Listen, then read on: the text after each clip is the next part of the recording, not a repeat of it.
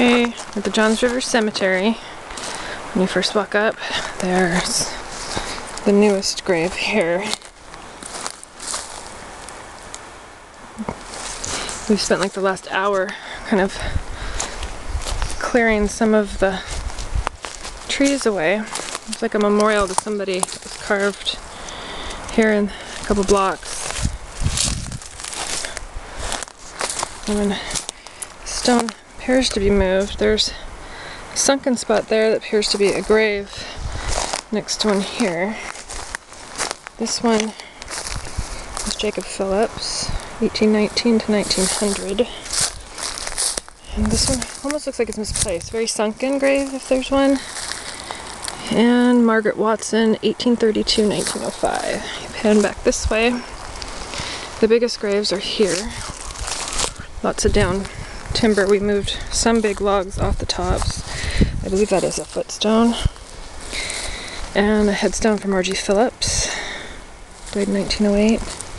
There's Lester Phillips. Those look like the two ahead. It looks like somebody did try to mark them. Footstone.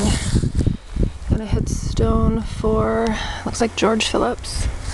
If we go that way, there's a couple more stones through the brush there. If we continue back this way,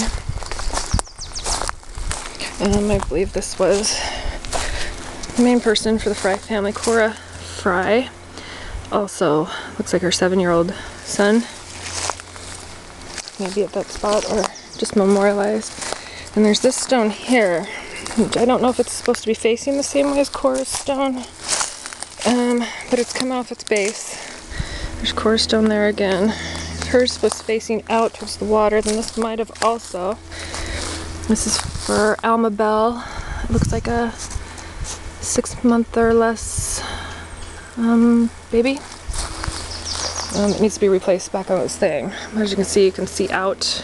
The whole point of this wooded area goes out. Of course, these are 100-year-old graves, and these trees would not have been here at the time, so it probably looked quite pretty.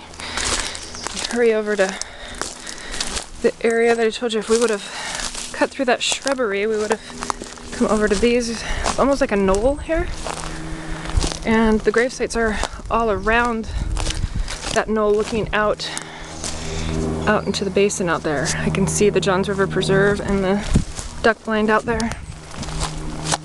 This grave, if it's a grave, it's just a slab. We looked underneath, it has no writing, so it's not upside down, it's probably just removed.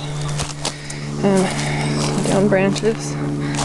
Didn't clear as much on this side. There is Hannah Watson, 1886. She died in 1886. Or in 1840, something there. And this is the other side of that knoll, I believe. This goes into the back side where we started. Come around here. Come back this way. I believe there's a couple stones that we've missed. In fact, I know we have, but it's so grown over, it's hard to remember where they're at. I think they're back here. So it's a lot of salmonberry bushes and ferns all over. We tried to pull out all the big branches like that are in here, laying across the graves. This is Jason, husband of Annette Fry.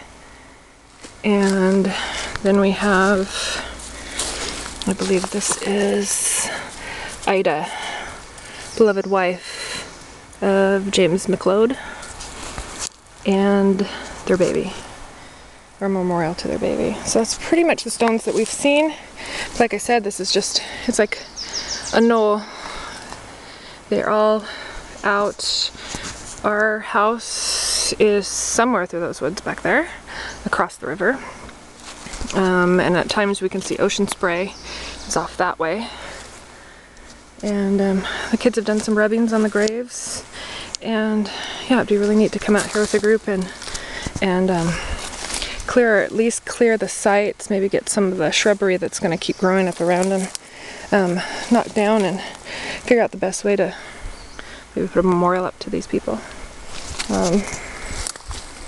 Anyways, easy hike in, wasn't too hard. We even had a 5-year-old, we had to carry him a little bit, but for the most part we did it. Oh, I found, here's the thing, I cleaned some of the stuff. There was a brush, and I remember seeing a picture on that somebody posted, but this is, the bristles are all worn off of it. And I remember in the picture online, the bristles were there. So it's been a long time since they've come out, and I did find one more brush, all the bristles gone, also a real narrow one, but I was able to use this and scrape some of the, this is all overgrown, and the pine needles are way down on her grave.